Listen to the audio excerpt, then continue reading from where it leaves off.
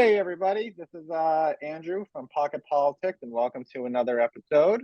We're in for a special one. As we all know, Election Day just passed, so I hope everyone got there and voted. We're going to be talking about a few different things today, talking about, what surprised us, a couple results in a couple key races, Florida, Georgia, and Arizona. Maybe talk about some third-party candidates that may have an effect in multiple states, and really talk about what's the state for both parties, for the Republicans and the Democrats. I think there were some disappointments on both sides, some surprises on both sides, and take it away. So Sarah, Carrie, thanks for being here. So tell us, your general thoughts, your initial thoughts that you saw that on election day. Tell us what you think. Sure. Well, for context, right? It's been 2 days. So if you're listening to this in the future, some of these races may be decided, but the Senate and the House, as of this morning, are still up in the air. The red wave crashed offshore somewhere and never made landfall. It appears, maybe right in front of the Supreme Court. We still don't know the result in Arizona. It's leaning left.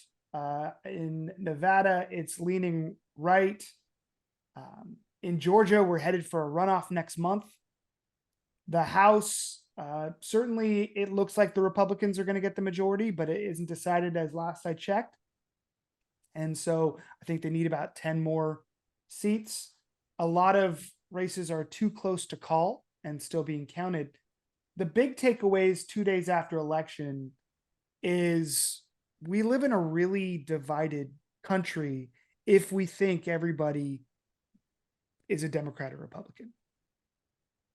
Right? And so turnout was not crazy in some places, and it was high in other places.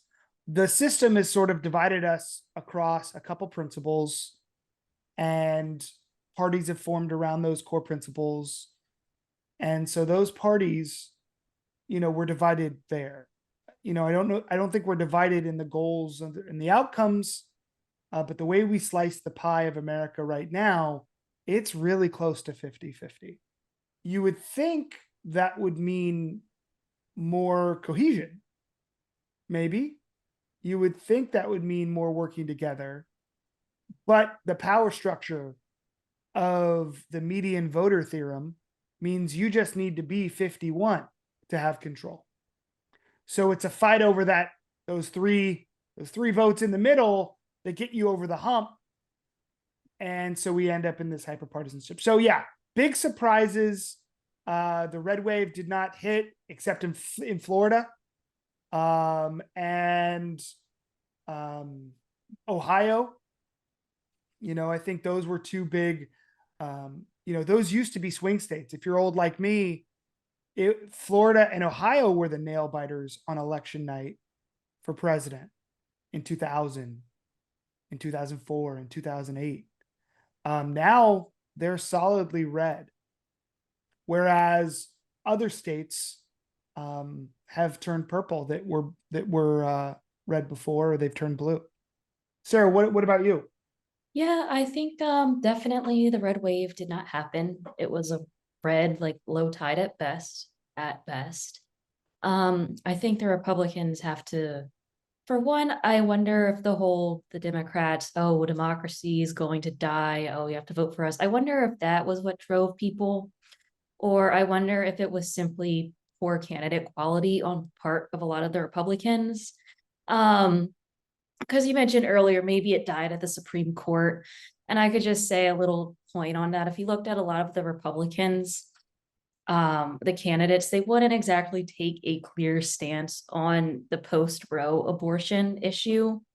I don't know if that was a big factor in most voters, but I do know like a super majority of the American public does not want a national heartbeat bill.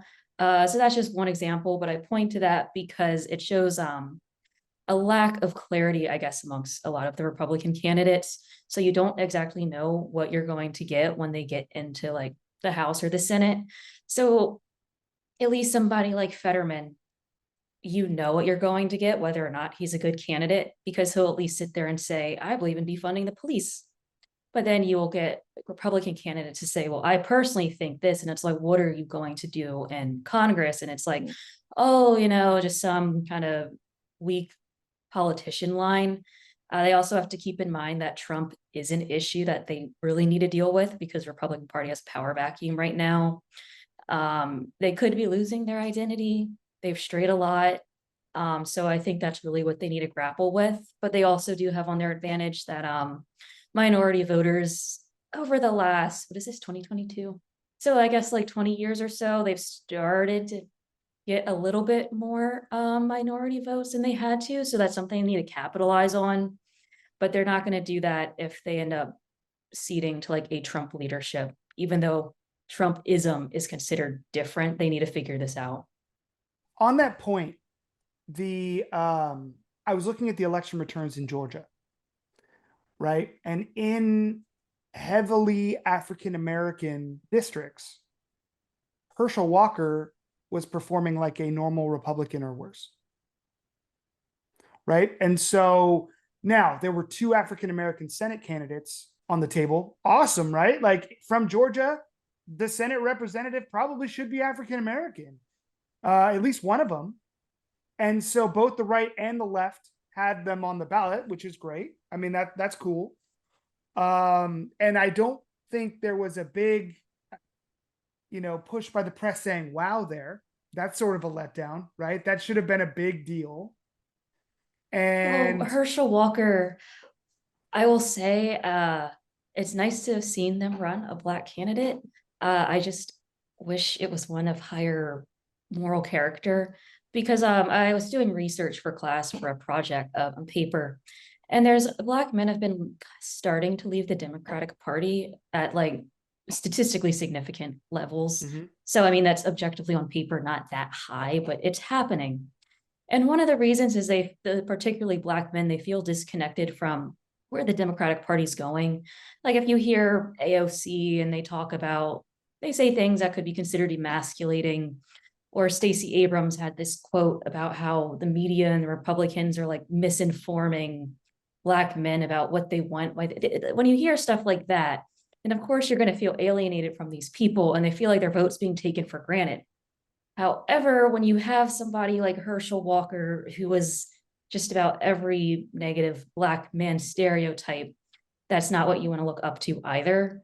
So that might be kind of why there was silence, but you also start getting into in-group social pressures in that case as well. yeah, that's interesting. I mean, I think we could have a whole podcast about something you just said about negative stereotypes and what those are. And why and all that, but that's not a landmine I want to step on today. There are a lot of people in the Democrat Party who feel taken for granted, especially if we look at Florida, right? The Hispanic and Latino votes in Florida is a great example of this, and how they came out in droves for Republican candidates here. Same thing with some of the districts on the border in Texas that have been Democratic for a very long time. A couple districts in DC were very close with Hispanic candidates, I believe, or in the DC area. The Republicans didn't get across. I think it was in Virginia, got really close, but I agree there's sort of a demographic shift. I just was, and honestly, I don't know enough about Herschel Walker because I don't live in Georgia. And I'm not that old where I watched him play football. I knew his name. I knew he ran really fast, right? And so I knew he was a famous football player. I just thought, I don't know enough about Raphael Warnock to say what sort of, personal negatives he has. Walker just did not come off intelligent enough to be a senator. No. And then on the opposite side, we have a heart surgeon running against someone who might be very intelligent, but is currently impaired because of a stroke and can't sound intelligent, who lost. I wrote in our notes, the bad candidates this election is we hear a lot about the right wing bad candidates, right? Like Bulldog up where Andrew is, Walker in Georgia, and Oz in Pennsylvania. But unless you're in right-leaning media, which is probably the minority of media, you don't hear about the really bad candidates that the left put up. I mean, think about it. How many times is Beto going to lose? I mean, they spent $300 million on Beto. How many times? Abrams is like that too. They're not. Yeah. They're not Yeah, going yeah. anywhere. They think they have a future in the Democratic Party, but I mean, I guess depending on if the Republicans can get it together, how demographic shifts keep changing, they just keep losing over and over and over. Charlie And at Crist, some point, you Charlie have to Crist, just Stacey change. Abrams, Beto. You know what this is like is when are the Democrats going to wake up and divest from FTX? You know, this is like that news story, like, whoops, it's time to move on. We're pulling our investment in these people. I think Abrams is an effective campaigner for other people or as a talking head, like she'd be great for them as like a party, as a party like leader. A party leader or MSNBC Yeah. type. Yeah, she would be good for that. Like they have a purpose. It's just, I think they're putting their efforts into the wrong he can't place. be a party dancer. He And can skateboard, but no, I mean, look, Beto it's like one of these candidates from the right that there was that one guy for Senate that was a pedophile, right? From Alabama. Yeah. No, Roy Moore. Roy Moore. Whoops. Yeah. When does America, this is just something went off my head, squirrel moment. But when the hell is America going to be like, nah, like you keep putting up on both sides people, right? People who scammed tons of people with mangoes or with this supplement or that supplement, right? In Dr. Oz, you've got Robert, aka Beto O'Rourke, pretending to understand what it's like to be poor and Hispanic when he's a trust fund kid. You've got Herschel Walker pretending to be moral, allegedly. Donald J. Trump, the Democrat. Donnie from Queens. Donnie from the block, right? And like who all of a sudden's like, oh, hey, I'm a Republican and I have zero moral compass. Is it because so many people said, look, I'm going to hold my nose and vote for Trump that first time. I'm going to hold my nose and vote for Walker this time, or I'm going to hold my nose and vote for Fetterman, right? And it's like, no, stop holding your damn noses.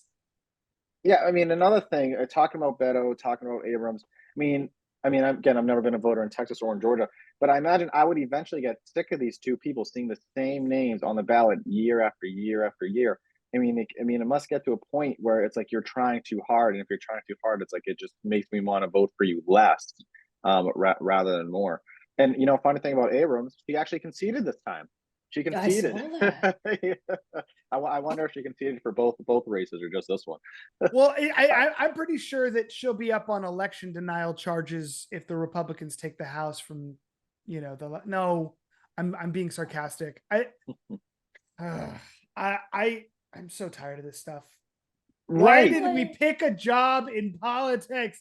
It's killing me, guys. Well, because there's always something to talk about. There's always something to do. I think one thing that I've been kind of looking at, in terms of a lot of the candidates we're getting, and in short, there's been a big trend on wanting the whole Washington outsider. And part of this has been enabled because Democrats, Republicans started reforming their primaries after 1968. So that's how we keep getting these outsiders, because people feel like after Watergate, they lost trust in political insiders, considering that like the FBI and the CIA were also kind of involved in that. So we keep going for outsiders. But I'm kind of wondering if we're seeing potentially the end of that trend as we get like Walkers and Oz's, and people would like to say Fetterman is not an outsider, but if you look at him, if you listen to him talk, and if you look at the things he runs on, he's pretty much an outsider if you put him in the greater context of what the Democratic Party's been yeah, in the last like 20 or so years. Like they're still kind of outsiders. I think And he's been a people lieutenant governor for a while too, hasn't Yeah, and he was a mayor. he didn't really do much. He barely got paid. I mean, he's pretty much just lived off of his parents. He hasn't really accomplished much in the way that somebody like Stacey Abrams has. My point is, like, What about Ben Abrams is not Carson, an though? outsider. Hmm? Ben Carson was an outsider, He was an right? outsider. He was a brilliant surgeon. He did probably one of the 5 hardest jobs on the planet, right? A child oncology, like, how many bad outcomes does he have? Like that to me, treating kids with cancer has got to be one of the hardest jobs in the world. And yet he ran a hospital, he ran a foundation, but everyone called him unqualified. And then he sort of, you listen to him, and some of the stuff sounds great, and some of it sounds not great. And so, yeah, I think that, and this thought process is happening right now. So I've been a little politico since I was a kid. In high school, I watched, well, I guess it was college. I used to watch C-SPAN in high school and college. And I'd watch these debates and think, these people are idiots. And a lot of those idiots are still there. Yeah, there's no like new people coming in. There's no But young blood. I think that, but then if you ask most people about the job that they work, I used to do this as a professor, and I would say, okay, guys, how many of you have jobs? And a lot of the students would raise their hand, depending upon how expensive the school I was at the time. And I'd be like, okay, let's say you were starting your own business. What percentage of the people you work with would you hire to work for you? And I would ask my colleagues, I would ask business leaders this question. And the average was, always under 40%, closer to 25%. And that's sort of the 80-20 rule of society, right? 20% of people do 80% of the stuff. And the problem is, our political leaders are at best, a cross-section of society. So only 20% of them should be there. Or at worst, there's something called, if you're not in statistics, be patient with me for a second, selection bias of the types of people who run for office.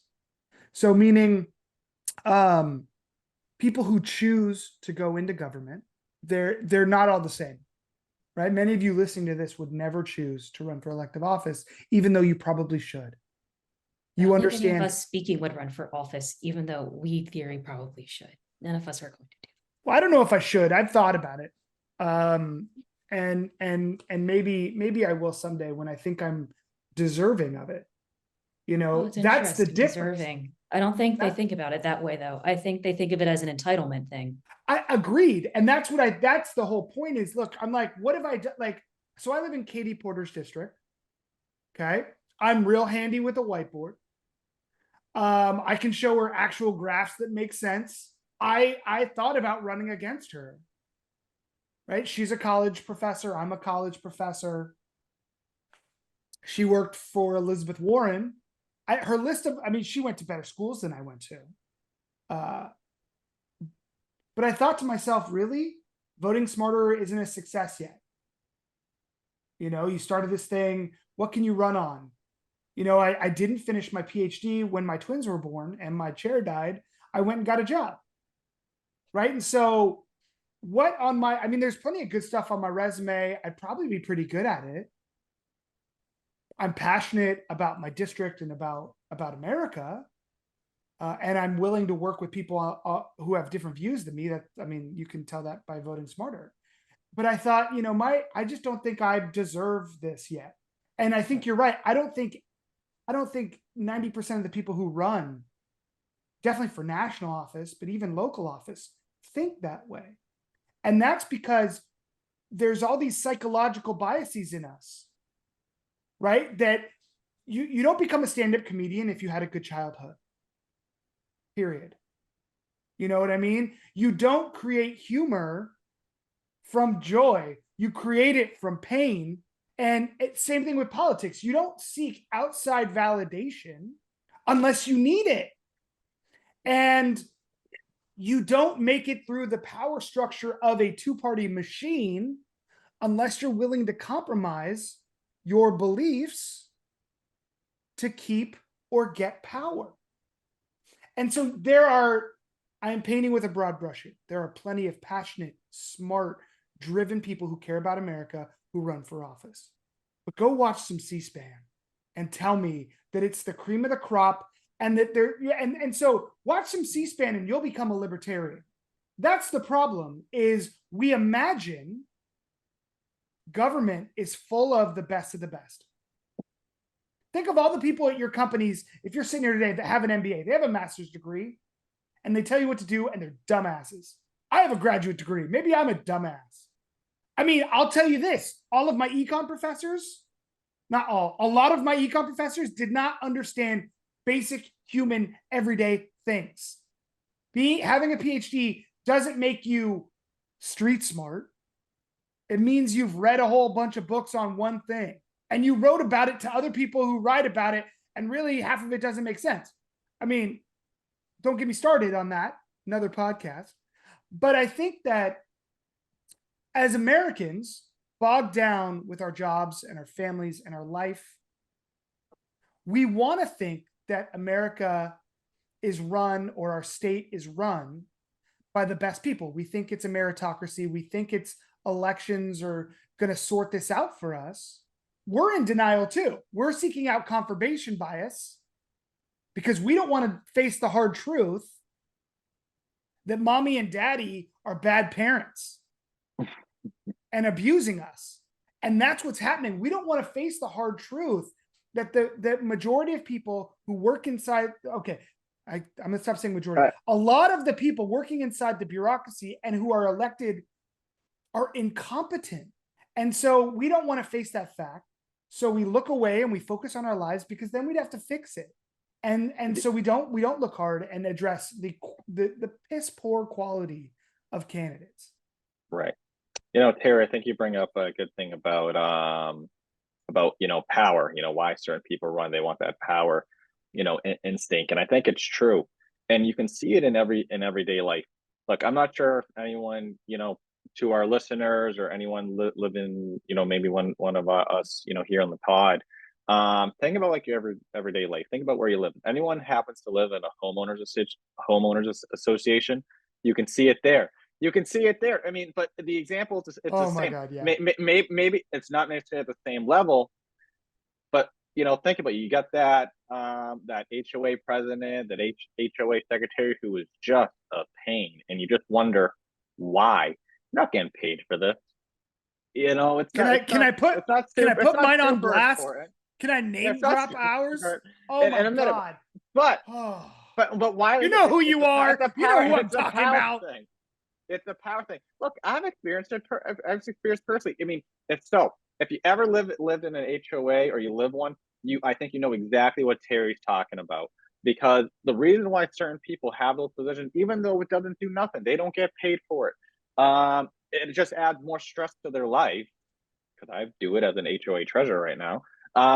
It's literally we as people have something in us that love to have some sort of control, and not only just by being in the position, but like having full control of the oh my goodness, of just the organizer. Look, I've seen it myself. I've been guilty of it when Terry put me, in charge of the pod. I got a little controlling over there, making sure everything had to go through me. And Terry had to be like, you got to like relax for a little bit, man. Let other people work.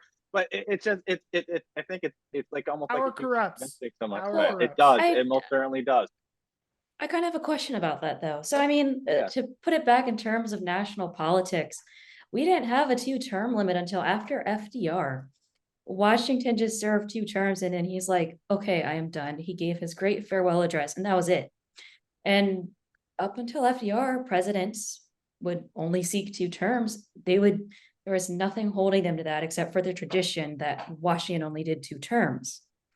So Let's pause there. Did everybody listening know that? Because I didn't. Yeah, I learned we something haven't today here on the podcast. That is incredible. That is Yeah, incredible. no, like Sorry, go Washington, ahead. he sat there and he's like, Well, that I knew. I love his speech. His speech is yeah, amazing. and his farewell address. I mean, I don't remember it verbatim, but he's like, yeah, at some point you got to give up power. Give up. You go over. He also said a lot of things. He had many things to say about factions, which that's another podcast. But yeah, no, like we didn't get a 2-term limit until after FDR because he ran.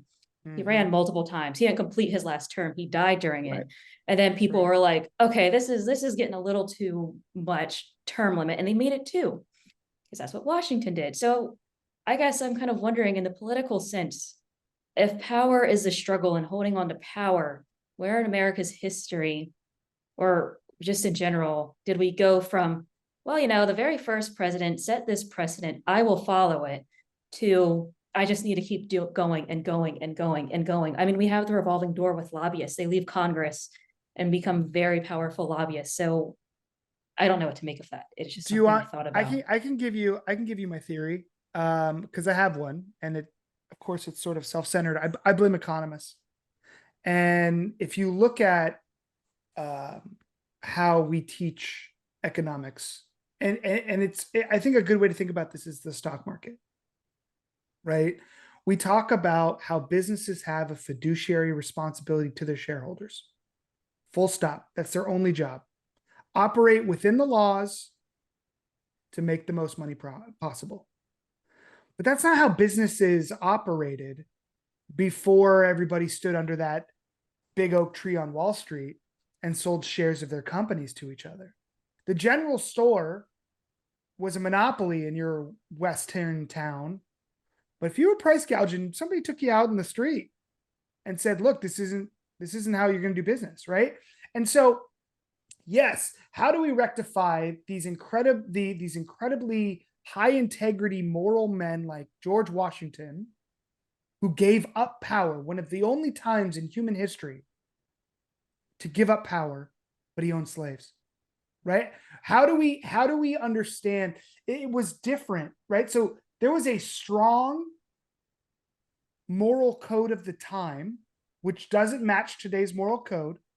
So don't get it twisted. I'm not calling it moral. Don't make me a soundbite.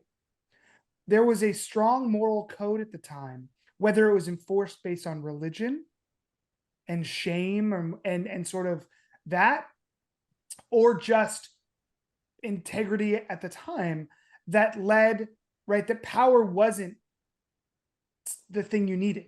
And the truth was, America wasn't that amazing in the 1700s. Like, ooh, I run America, big whoop. It wasn't until the Industrial Revolution where we're like, oh, damn, America's got something here. Yeah, I want to be king of that. Right? We had the industrialization and the robber barons. And FDR could have looked at it this way. Let's say he was just a good guy. And he wanted to be the counterweight to the social Darwinists and the robber barons. So he was like, all right, I gotta do it this way. Now, look, we could go back into his history, and he was a wealthy dude. He wasn't, a man of the people necessarily. No. I look at this as emblematic of society. There was a shift in society, and I think it's part of the evolution of man. As we get more freedom from the state, it's like free will, right? If you're religious, this idea of free will is both the gift and a curse. And so then you can be greedy. Only the mercantilists could be greedy. Only those who had land and lords could be greedy hundreds of years earlier. And so you get normal people being greedy in a different way. You also got with the first few amendments and freedom of religion, morals could shift. Christianity or whatever, wherever you lived, whether it was in Byzantine or the West or in Asia, right? There was a structure you had to follow. And as we allow for freedom of religion, that means morality is relative at the individual level and at the state level. And so that erodes sort of the mores of the time. And so I think some of those things, and when I say it's economists, right? We teach this idea, we have this idea around that same time that, leading up to FDR, that we are just computers. They didn't think this because computers didn't exist, but our job is to maximize our happiness. Everybody looks at, we all learn this idea of the invisible hand, and that if we all just do what's best for us, what's best for the world will happen, as if some invisible hand had done it. But you have to really read Adam Smith's Theory of Moral Sentiments. You got to really read Wealth of Nations. And he says, basically, for the most part, it'll happen. And he also says that man is intrinsically values others' utility over his or her own. It's the rise of selfishness, moving away from community. America's pretty dope after World War I. And so wanting to rule that, the sort of disparate go homestead your way to the American dream is over by then. And now we have different classes of people, whereas in the beginning there were two, the haves and the have-nots, right? And so I think a lot of that plays into it. But I would also like to add the whole, we did get the term limit, but the functions and the sources of legitimacy for like the president also changed around there. Yeah. Like I ramble about this almost every day, so I'm not going to do it now, but just Woodrow Wilson. That's all you need to know. Woodrow Wilson really changed things up. His notions of power and whatnot. I mean, he got us into World War One. He got us into World War One, and without even saying we need to declare war. If you read, just go read the speech. He's also our only president that's had a PhD in poli-sci. So maybe we don't want the most educated. That was a joke, but anyways, yeah. Wilson also came in there and he switched things up. So there's a lot of factors that have influenced the desire for power and maintaining it. But at some point, I feel like, and maybe this comes into the question of deserving versus entitlement to a position of power. If your goal is to serve the people and times change, you can see this if you look at some of the polling data. Gen Z swung very heavily for the Democrats. So times change. And if your goal is to advance the people and you think you have to earn that position as a politician and you don't, you're not entitled to it, naturally, this isn't how it happens, but following that line of logic, a point of you should say, okay, I have served my time, somebody else needs to come in. And then that's when you or the party or whoever starts grooming the next generation, because they'll still hold on to the basic ideas of the party, but they are young and different and new, so they'll evolve. And I wonder if we're not seeing that, because for one, we keep just getting complete political outsiders. That's an issue of its own. And then for two, we keep getting the same people running over and over and losing, like we we're talking about Beto and Stacey Abrams. They're not bringing in anything new and they're not training anybody. So where are they going? What happens after their power vacuum? Republicans are having the exact same issue.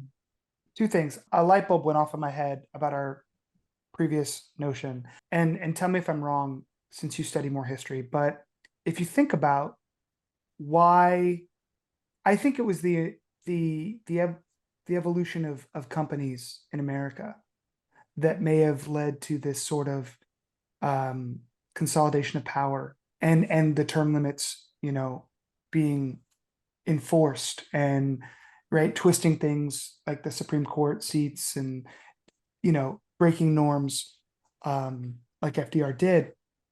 Because think about it, it wasn't until the 1800s that industry, as we became more federal, as we centralized more power, that's when rent seeking could be at a national scale.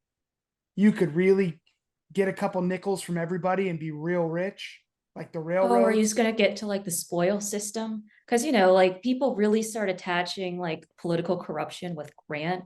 I mean, you can argue that and whatnot. I only know gist of the arguments. I'm not sufficient to argue it. But yeah, whether you want to call it they're the robber barons or captains of industry. That time period ended up being very corrupt, especially in Congress. And we got a lot of weak presidents. So by design, that probably plays into it. And that is interesting. The framers were worried about a very big Congress and a weak president. Then Wilson comes in and he's like, this is not going to work. But it is interesting just to mention, You mentioned Jackson. Some of the most, this is a politically charged term, some of the most power ambitious presidents we've had in history have been Democrats. If you think about it, like Jackson, FDR, whereas most of the 19th century presidents, a lot of them were Republicans and no one remembers their names. But you a buy Democrat and the- Republican back then means different things. Yeah, do you buy again, that whole that is a thing, the whole other switch? podcast. Yeah, let's have that as a podcast where We'll do Southern a switch on the strategy flip. podcast. Yeah, let's do that because I want to push back on that notion. Yeah, the switch, it's a lot. I've We'll talk tried to about it like later. untangle it. Well, talking about switches though, but I mean, we saw look what happened in Florida with DeSantis though, right? Flipping Miami-Dade. And I think what we're seeing a big switch in, GOP politics, or what the GOP is at least finally realizing, that they can't continue to be this party of old white men, or they're just going to get absolutely destroyed. Oh no, they Tara, love when young Black people try to go to them. They love that. Oh my God, I know. But now, and I think that's what Kevin McCarthy's strategy announced, that especially when it comes to younger Latina women. I mean, I unfortunately I can't remember all their names, but I believe a decent amount, especially in Texas, younger Latina women, Republican women, won their races. And I think that's what the GOP is looking to do, in the future, is have that be the face of the party. Now, that's not going to happen probably in 2024 anytime recent, but I think that's their long-term goal, is to put them at the face of that party. Oh yeah, I mean they're working on it now. Even Kemp, I saw an interview with him, and he's like, yeah, I just go around to the Black barber shops, and it's like, I'm not going to win most of them, but like you have to start now. But also like minorities in the GOP trying to court them, that's been a thing. I was doing research for class, and I came across an article from like 1992. I think it was in the Washington Post, and the Democrats were freaking out about Republicans like trying to steal the Black vote, because Republicans were approaching the Black community with programs like school choice. And for a lot of very religious Black people, they align very closely on a lot of social issues with the GOP. It's just a matter of, getting rid of the Southern strategy stuff. But Gen Z is all just a whole other animal they're going to have to deal with. So I think, and we'll probably be talking about this on every podcast here on out, but I think our education system has done a disservice to Gen Z, just like our government has. And so, there's a lot to clean up there. If you're the right, society itself has become very self-absorbed. For policies on the right to work and the left to work, ironically, you have to care about your community. Well, and the thing that always humors me, and here in the DMV general area, I'm not going to tell people where I live, you see people hopping the metro turnstiles all the time. I watched a few trains come in the other night. So many people just hopped over it, and it's all young people, and I know exactly the kind of people that they are. They will say they love Bernie Sanders, they love socialism, they love all of that, but they will not pay for the bus in the metro. So I'm like, that does not correlate. Or they get upset about traffic, but don't want to pay for toll roads. There's like this dissonance that they just don't get. And like you said, I think the cynic in me is like, yeah, no, it's self-absorption. I'm sure there is a nicer way to explain it. Well, no, I think it's a mix of they called, what was it, my parents' generation, the me generation? No, this is maybe this is the Me Too generation. Yeah, right. So it's the Me Too generation, I guess. But the problem is, we look to politics to solve our problems. Politics is not. It's not Politics. supposed to be a moral it seems compass. like it only makes our problems. And so until somebody stands up and tells you that's your fault, like not one right-wing candidate said, put on a condom. You want me not to tell you what to do with your body? Pick a pill. Now, is that flippant? Is that disrespect? Maybe. But there's a way not to get pregnant. In fact, there's like 5. Oh yeah, but I mean, I think the whole rhetoric around the Dobbs and Roe stuff, that also really signaled a change in, like, I guess, morality in America. Because when I grew up, I was just, and mind you, I am not that, I am on the older side of Gen Z. I think me and Andrew like to call ourselves millennials to not be associated with Gen Z. Am I wrong? Nope. Nope. But no, You're like, I wrong. grew up Wait, you'd and rather be it was, millennials than Z? oh gosh, do not. That's I funny. have I Yeah. have thoughts about Gen Yeah. Z, but no, You're like, in the zillennials. past, You're zillennials. in the And there past, should be, like, I mean, there should be a 20 dog some park odd for everything. years, it went from safe, legal, and rare, my body, my choice, and that's not the state of the government, to vehemently being like, you know, um, I just find the way they kind of shifted it from, I think the term from pro-choice to pro-abortion and how they group that into women's rights is kind of Or I healthcare, think but it's a, I don't know. yeah, or women's healthcare. I get that, but if that's all you're saying is that's what marks women's rights in healthcare, you're missing a lot of it, because there's a lot of other issues that women face. And if you're just boiling it down to abortion, and in a very crude way, a lot of them argued for it, because I was covering a lot of that for a job I did. So I looked at tons of footage of the protests around the Supreme Court, and the rhetoric around that switched from, like, safe, legal, rare, lots of women, after they do this, whether they do the medical abortion or they have, like, the surgical one, like, a lot of them are very distraught and end up going to therapy. But the way that I have seen Gen Z put that, they make it seem like this big, great, like, heroic thing that you don't really have second thoughts about. Like And the that gets, party, like people having a cake.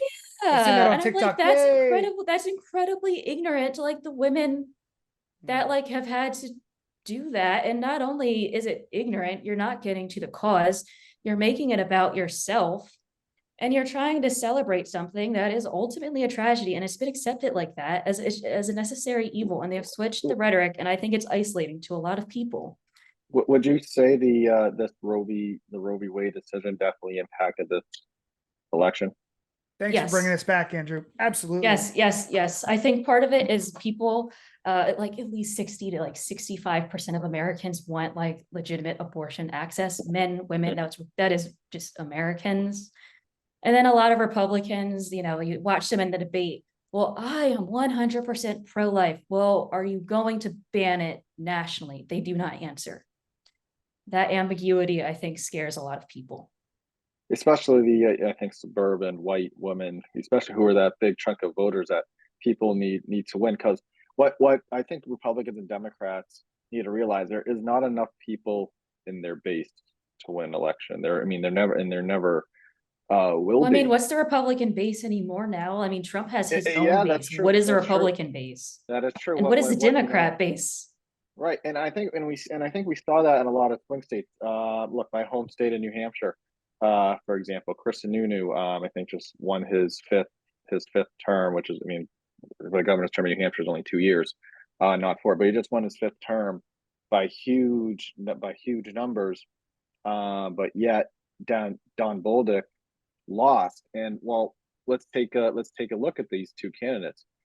Chris Sununu, his father was the governor of the state for quite a while. He's been kind of kept himself away from Donald Trump. Really main independent, stayed away from the federal drama and just about what's important in New Hampshire politics. Now, who's Don Bolduc? Yes, he was a U.S. Army general who, from what I know, his military career was very successful a lot and led a lot of brave men into battle and won a lot of battles.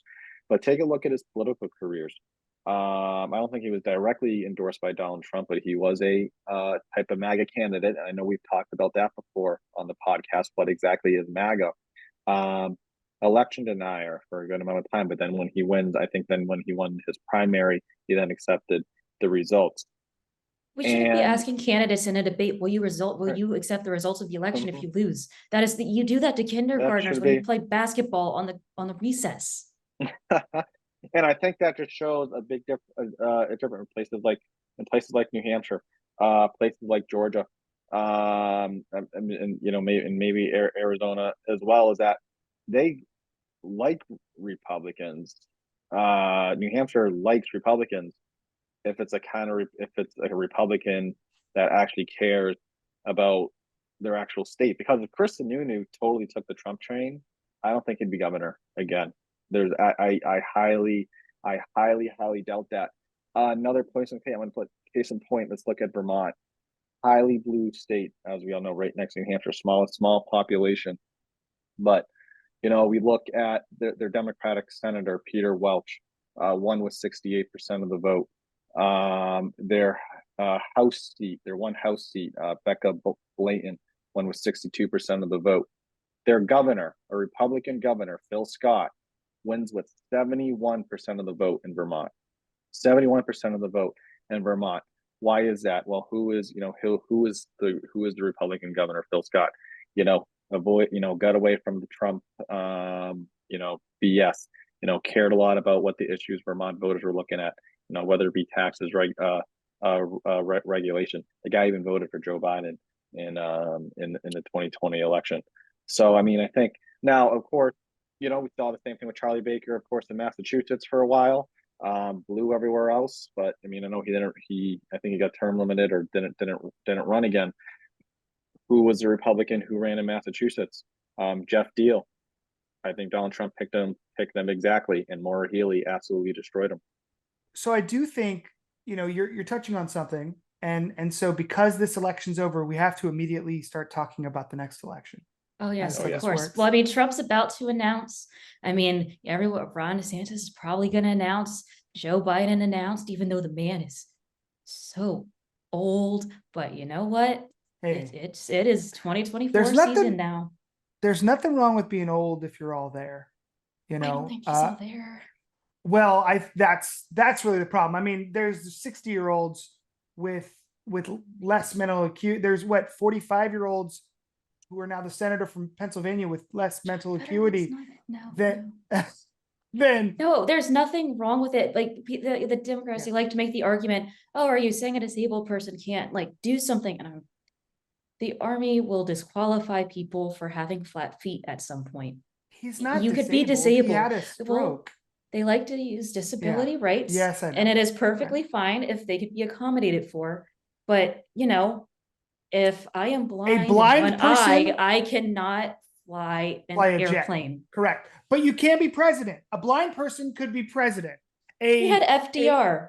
A quadriplegic could make an incredibly great president. They can make amazing statisticians or conservative authors, right? Look at Krauthammer, look at Hawkins, right? So no, that's a disability. I don't mean to make light of his stroke or his condition. And so I'm sorry if I offended him. But yeah, so 2024, I think that the only candidate, I was thinking about this just now, that can thread the needle of being MAGA but anti-Trump, there's two maybe. And that's Ron DeSantis on the right and Nikki Haley, because she was in his administration. And I mean, that's the ticket. I honestly love to see Nikki Haley perform really well. I think that would be she'd be a great candidate. She handled a lot of stuff in South Carolina when she was governor, around race and around equity and around, economic performance. So I don't know. I think, and she's been on the world stage, so I think that'd be and I'd love to see a woman of color be at the top of the ticket, especially on the right. But yeah, what do you guys think? I mean, Trump, is Trump done? Is he done? If the Republicans can call a convention instead of having a primary, then yeah, but they're not going to do that. Is Trump the man himself done? No, I don't think he as an individual is done. Is maybe his ideology done? Yes and no. I think they're still going to work. They're definitely still going to put in the work. They're still going to run, MAGA sort of candidates. But will it be accepted to the majority of America? And as of right now, after seeing what we just saw in these midterms, after we see the type of Republicans who won their races, especially in those swing states that matter, that really determine what the election is, I'm going to go with yeah, I am not confident that the MAGA ideology can win that middle of America, though, especially those white suburban women that candidates need to win elections. I would like to say it's over or ending based off of it, but I mean, one of the reasons we did get a good bit of MAGA candidates is a lot of like Democrats put money into hyping them up to win their Yeah, primaries because Yeah. they thought they'd be easier to beat. right. Democrats, they famously, at least now, don't really have the best policies that they talk about, I would say. I mean, you don't hear them talk about things like crime, for instance, and that was a top issue with a lot of voters. So, I mean, cynically, they'll keep MAGA around so that way people can have something to like rally against. But that's just Mm. me being incredibly cynical and terrible Yeah. at recording. What? But well, that's me having read tons of Soviet Russia stuff. That's what they would do. But no, I would like to say it's ending. It's just a matter of how do we, or do we try to reincorporate MAGA voters again? I mean, are they really even that? Are I guess the question is like about the MAGA voters. If you want Trumpism to go away, do you court them, the MAGA voters, and like a new Southern strategy, or do you isolate them like they're the deplorables? That's the question on how you end Trumpism, I guess. So, and again, I don't think I don't think anybody, including especially Donald Trump, has effectively identified what Trumpism and MAGA is. If it's It's just a populist movement, and those can only last but for so long. Populism is a reaction against feeling not represented. Of these people, it's actually it typically is a democratic thing. The first person that really was associated with populism was Andrew Jackson. And Mhm. then it came up again with like William Jennings Bryan and those people. But like populism eventually dies. I don't think there's enough like fever or fuel to keep driving Trumpism.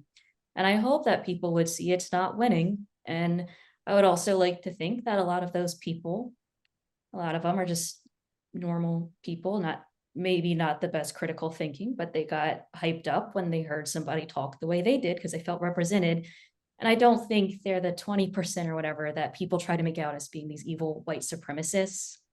I don't believe that. That is 1 in 5. That's a lot of people. I think, they need to just settle down and the populist fervor will end. The Democrats have their so populism too with Bernie Sanders. we're butting up here on time. There's been a ton of fun. I think we've settled the debate. It's gonna be Oz and Walker on the ticket for the Republicans running for president in 2024 versus an Abrams Beto ticket. I think we figured it out. It's settled, right? It's losers versus losers. If past elections for president, where if the last couple are any sort of indicator, right? That's what we're gonna get. Right. That's what we're Well, gonna get. if that's where you're getting at 24, who do you think the libertarians are going to throw up for maybe that I guess I hate using this word, but spoiler. They have to find a credible candidate at the national level for president if they want to spoil that. And so it might be a Peter Thiel is the only guy, or an Elon Musk, or Oh, they should run Elon. I could see yeah. that. I can see it. Run Elon. He seems like So libertarian. he does now. He's been Right. orange pilled, I think. Mhm. Even though he's profited handsomely off corporate welfare. Right. But Right.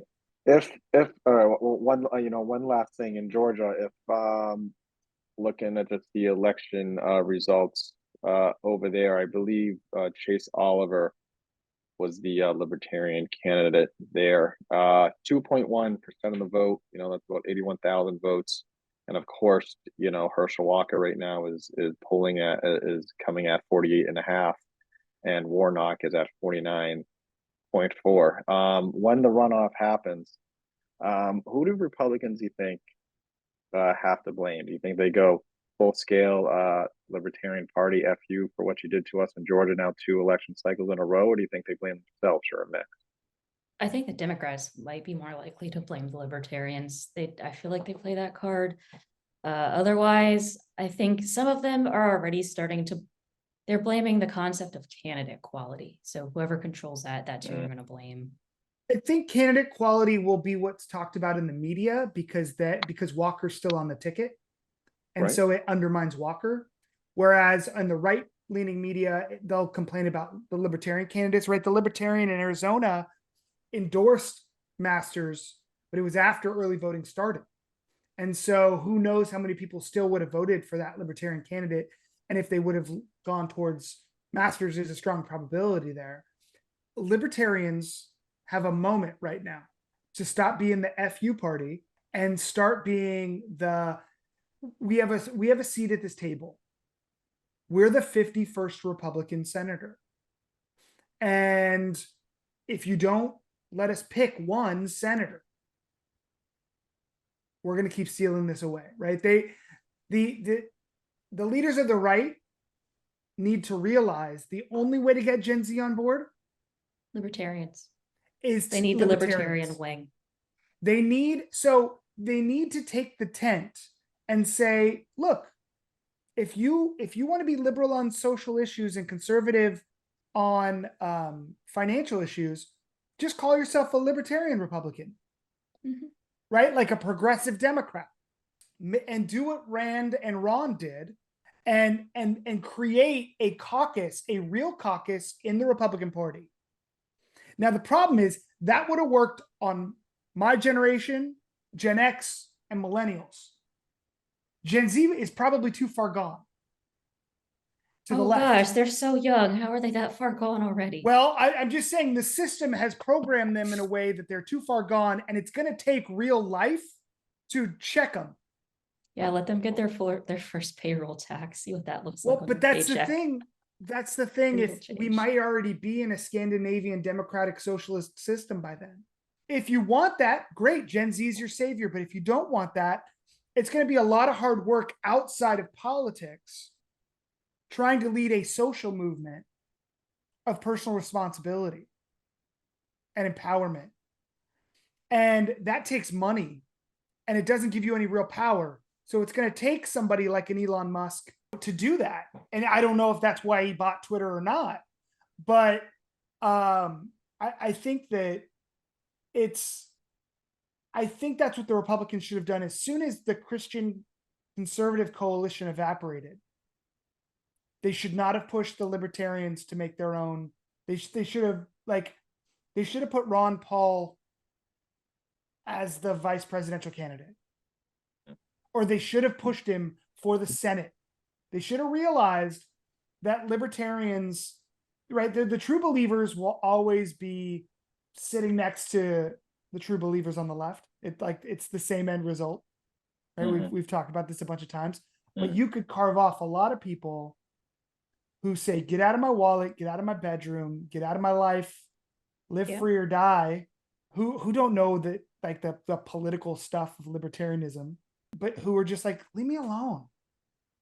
Yeah, I think that's a good point, especially when you're talking about the responsibility part. Yeah. Because I can't leave you alone if you're going to drive over people in your car. Exactly. Right? I can't leave you alone if you're going to use heroin on the streets. And then, or you're going to have bags of fentanyl with you, and then the police officer and the EMT who come to help you die because they get fentanyl poisoning. But I can leave you alone if you're going to shoot up at your house and you have a sign that says, do not resuscitate on your door, right? If you want to take ownership of abusing your body, that's fine. If you're hooking on the street, getting paid in illegal drugs, no. But if you're following a legal standard, sure. Right. And so I think that, it's going to take a leader who talks about personal responsibility in a compassionate and empowering way to right this ship. Yeah. Without talking about religion, because that turns off most of the left. Yeah. Just a real quick, because that would be a podcast on its own. I think, though, that religious element's important, though, for the personal responsibility. I was reading an article, and it was like, the 60 progressives or the 1890s, those progressive types, people worry about the ones of today, because unlike the 1890s ones, they were still more religious than the ones today. So if you don't have, in theory, if you believe in the religion and your interpretation, there should be something holding you back to still have responsibility. But we can get into this another time. Yeah, Topic. I've been longing for someone to form a church that isn't a church for a long time. So and this is something I've thought about doing as well outside politics, create a completely secular church, right? Where you go on Sunday and you have different leaders from different faiths there talking on different weeks, talking like an about, interfaith coalition kind of. Yeah, sort of. There's a religion out there that it's called Baha'ism, and it sort of draws from lots of other faiths. But I would have those because a lot of people want the fellowship of church. A lot of people, the commitment's really important too on the personal level. That's what makes like going to church worth it. It takes personal work. Yeah, and look, and the NFL has become a church. Yeah, the Democratic Party has become a church. The Republican Party has become. We still have churches that aren't teaching you morality and telling you which one of your neighbors needs a casserole. I think that we need to create a social movement that talks about helping each other, finding, probably works on self-care and meditation, makes it okay to talk about your pain. And it doesn't have to be about morality in a judgment form, but it does, hey, this is how we can make our community better. These are the people who are in need right now. Like the backfill to society that religion has performed for thousands of years is missing today. Now, the front-loaded terrible stuff that religion has done, let's push that away. Right? And because zoom out, it's all Hammurabi's code, right? Zoom out, the Venn diagram is for most major religions. There's a lot of overlap there, and you could be a Christian, you could be a Buddhist, you could be a Muslim, a Hindu, and the basic principles are pretty similar. And so it doesn't even have to be a church. Maybe it meets on Saturdays, so you can still go to your Christian church, right? And it doesn't have to be a substitute. When only 40% of the population believes in organized religion, whether it's the religions themselves don't matter. It was the glue that kept these communities together. And so now it's our social media feed that sort of keeps you in contact with people and knowing when they need a casserole. But what do? You send them a gift card? You donate to their GoFundMe? No, get your ass over to their house and give them a hug. Make them dinner. We've impersonalized the human experience, and it's not politics that's going to fix that. It's people. No, politics does not fix everything. It was not supposed It's going to break The it. framers wrote that in the Federalist. It's not supposed to be a moral guide. Well, on that heavy note, why don't we call it? There we go. All I think right. that was a good one. That was I really enjoyed it. No, it was good. Again, on behalf of everyone here at Pocket Politics and Voting Smarter, thank you so much for listening. And keep watching. We really love all your support.